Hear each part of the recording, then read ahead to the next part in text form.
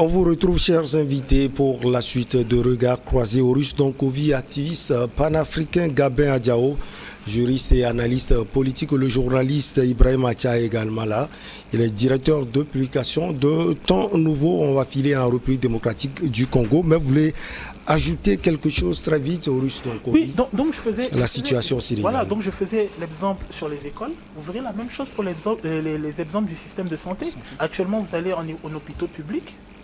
Vous avez un certain nombre de soins, mais après on vous fait comprendre que si vous voulez passer à une strate supérieure de qualité de soins, vous devez aller dans un hôpital privé. Si vous n'en avez pas les moyens, vous ne pouvez pas vous les payer. Donc il y a un schisme. Le pauvre va quelque part et le riche va quelque part.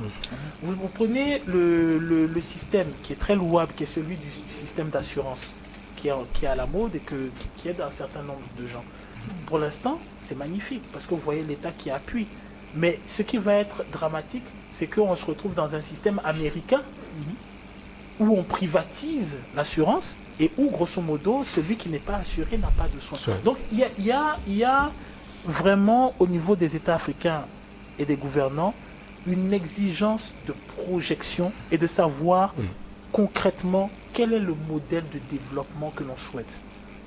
Parce que la question, c'est que vous allez avoir sur tous les créneaux des gens qui vont vous dire « Je veux vous apporter le développement, je veux vous apporter les immeubles, je veux vous apporter... » Il n'y a pas de problème avec cela. Mais quel est le modèle? Quel est celui que l'on suit? Vous voulez dire que l'audit, oui, au Sénégal, mais il faut également la projection. Surtout. Allez, en RDC, les autorités de ce pays ont décidé samedi de suspendre les vols de la compagnie Rwandair pour protester contre le soutien de Kigali plutôt, selon elle, à la rébellion du M23 dans l'est de la République démocratique du Congo. Alors, c'est un problème, Ibrahim Acha, un véritable problème entre les deux pays aujourd'hui, la République démocratique du Congo et Kigali. Le premier pays accuse le second d'apporter son soutien au M23. Entre-temps, cette rébellion a été tout simplement anéantie.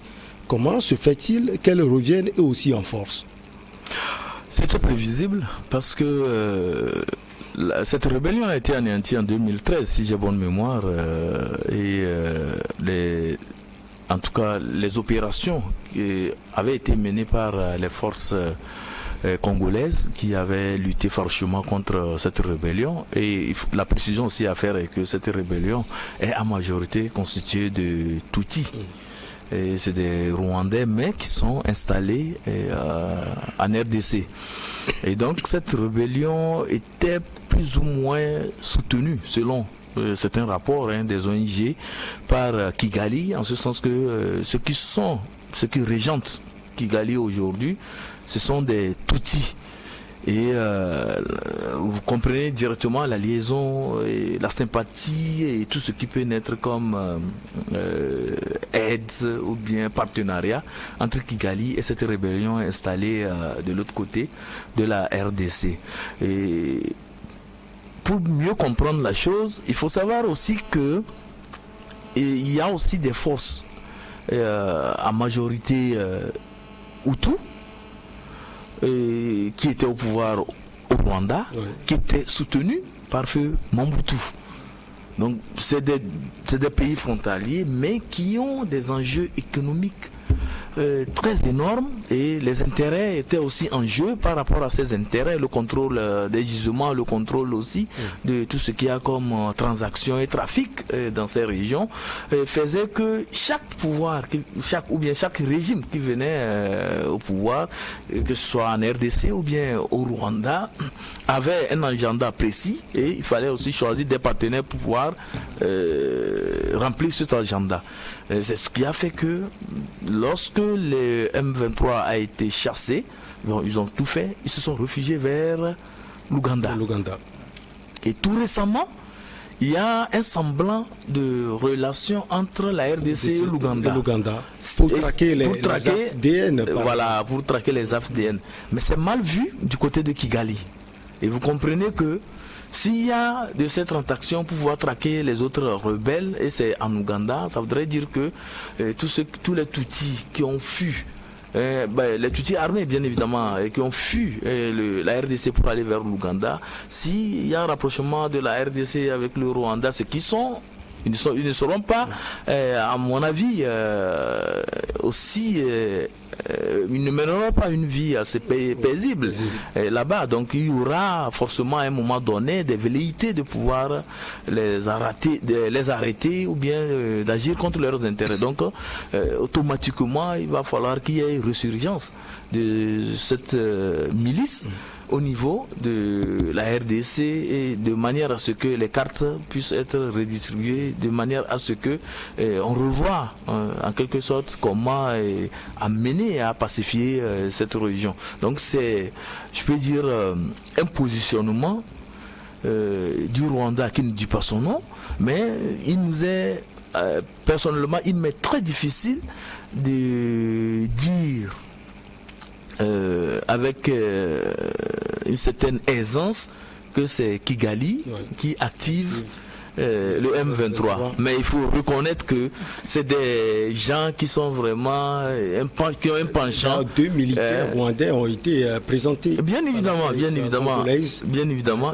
C'est ça même qui a amené des analystes et les autorités en charge de la sécurité en RDC d'indexer, de pointer un doigt accusateur vers Kigali. Alors, il faut dire que Vincent Kiruta, c'est le ministre des Affaires étrangères du Rwanda qui était au sommet de l'UA à Malabo, a fustigé les déclarations de la RDC. Pour lui, son pays n'est pas derrière le M23. En tout cas, comme on l'a dit, Gabin, ça crée des problèmes entre les deux pays. Et il y a certains partis de l'opposition en RDC qui profitent même de la situation. Ah oui. Le FCC de Joseph Kabila en parle. Oui, il y a toujours eu ce problème-là, le problème entre les Rwandais et les Congolais depuis l'époque Mobutu. Oui. Parce que bon, pendant l'époque Mobutu, il y avait Kabila qui avait monté une rébellion depuis le Rwanda pour attaquer Mobutu. Et après le départ de Mobutu, on n'a pas pu désarmer ces rebelles-là. Ils se sont repliés parce que c'était en majorité. D'autant que bon, on sait toujours que bon, il y a plein de personnes qui disaient toujours que Kabila était un Rwandais, tout ça. Bon, ces rebelles-là se sont repliés vers la frontière entre le Congo et le Rwanda. Et à tout va, on les utilise à sa manière. Aujourd'hui, bon, il y a encore ce problème-là qui se pose. Le Rwanda ne peut pas dire que bon, ils ne sont pas derrière, c'est vrai, c'est la diplomatie, ils ne vont pas dire oui ou non à ces personnes-là.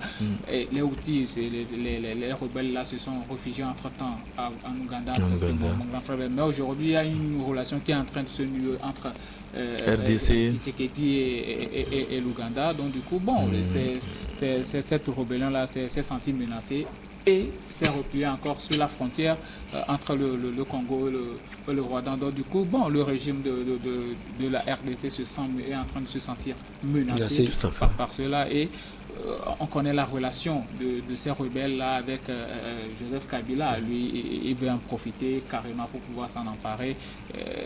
Du coup, bon, aujourd'hui, il va falloir faire table rase de cette situation parce que c'est une zone assez instable. Si réellement, c'est vrai que le président Kagame, lui, veut asseoir son hégémonie dans la sous-région, mais autour, c'est l'évolution de leur pays. Et tant que cette situation-là va perdurer, les tensions vont toujours exister entre ces deux pays-là et aucun pays ne va en tirer profit. À un certain moment, bon, peut-être il peut tirer profit parce que bon, les rebelles là vont renvoyer Félix Tshisekedi qu'il n'aime pas trop. Oui. Mais par après, qu'est-ce que ça va devenir chez lui aussi? Ça peut se retourner contre lui à tout moment. Donc, il va falloir faire très attention et arriver. S'il veut faire rentrer ces personnes dans l'armée, il n'a qu'à les faire rentrer dans l'armée pour que bon, la frontière soit libérée, que chacun soit à paix pour pouvoir développer cette zone-là. Parce qu'on ne peut pas avoir c'est quand même un sous-continent là-bas. On peut avoir un sous-continent aussi riche, mais il y a tellement de pauvres. Il va falloir réellement penser au développement et arrêter ces conflits inutiles là, parce que moi je les juge inutiles. Si les Tutsis aujourd'hui rentrent chez eux, les rebelles là rentrent chez eux, on les désarme carrément. la RDC profite pour développer son pays et le Rwanda aussi, ils sont déjà à un stade assez avancé de leur développement. Ils peuvent encore poursuivre pour pouvoir être beaucoup plus développés, plus qu'avant. Mais développer ces histoires de tension à tout moment, qu'un régime se sente. Kabila et Félix Tshisekedi aussi aujourd'hui peut arriver à former une certaine rébellion s'il le veut, des mercenaires et tout pour pouvoir se protéger. Et là, le faut faire. Oui, qu'est-ce que ça va devenir après? Donc, sincèrement, nos chefs d'État doivent arriver. Aujourd'hui, c'est eux-mêmes qui parlent de paix. Ouais. Ils sont en train de parler de lutte contre le terrorisme. Qu'eux-mêmes ne soient pas des terreurs pour nos pays. Oris Donkovic, j'ai 2 questions pour vous. Vincent Birota, le ministre des Affaires étrangères, lui, il dit que c'est Kinshasa qui n'est pas arrivé à résoudre ce problème du M23 avec MINUSI.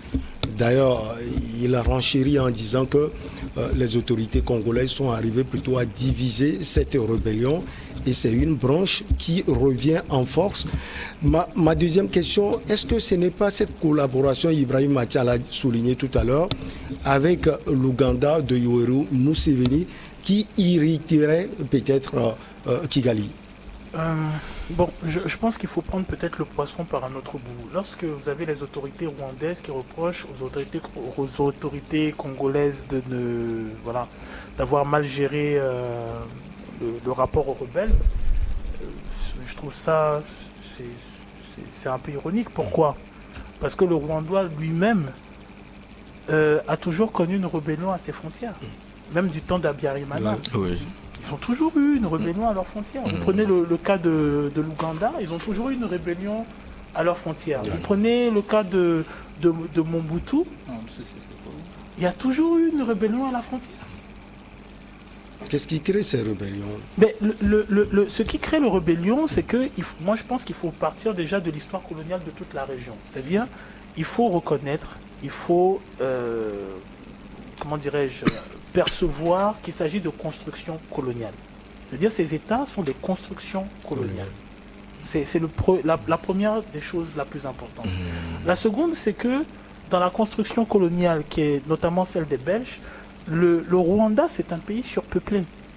Contrairement au Congo, qui est très qui a un vaste, statut particulier, qui a un vaste espace et ainsi de suite et tout.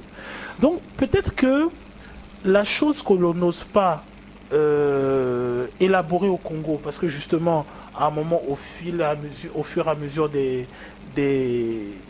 années, il y a un sentiment national, il y a quand même un certain chauvinisme, il y a aussi des populations qui sont blessées dans leur amour propre du fait de l'agression de part et d'autre des frontières. La chose dont on ne parle pas et qu'on ne pose pas, c'est peut-être la question de l'idée d'une fédération. La question d'une intangibilité des frontières qu'il faut peut-être revoir. Parce que en réalité, et on le voit... C'est le même peuple, c'est le même truchement. Ce sont des peuples qui interagissent les uns entre les autres, et on le voit dans la démarche de Félix Tshisekedi, qui est d'ailleurs attaqué par ses opposants, parce qu'on l'accuse de collaboration. Actuellement, vous avez des Rwandais qui veulent investir dans le foncier au Congo. Est-ce qu'en réalité, c'est exceptionnel? Est-ce que... Et son parti a réagi, même l'UDPS, oui, c'est ça. C'est ça. L'UDPS dit que c'est Joseph Kabila plutôt qui a amené des étrangers oui, mais en RDC. En réalité, quand on arrive à l'est de la frontière congolaise, qu'est-ce qui démarque, comment dirais-je, les populations qui sont là-bas d'une origine rwandaise, d'une origine locale, c'est-à-dire à partir de quand se situe l'appartenance au territoire qu'on appelle Congo, qu'on appelle Rwanda. Ils sont tous cousins. Donc peut-être la question n'est pas la bonne. Est-ce que c'est exceptionnel de penser fédération? On va répondre justement à cette question juste après la petite pause.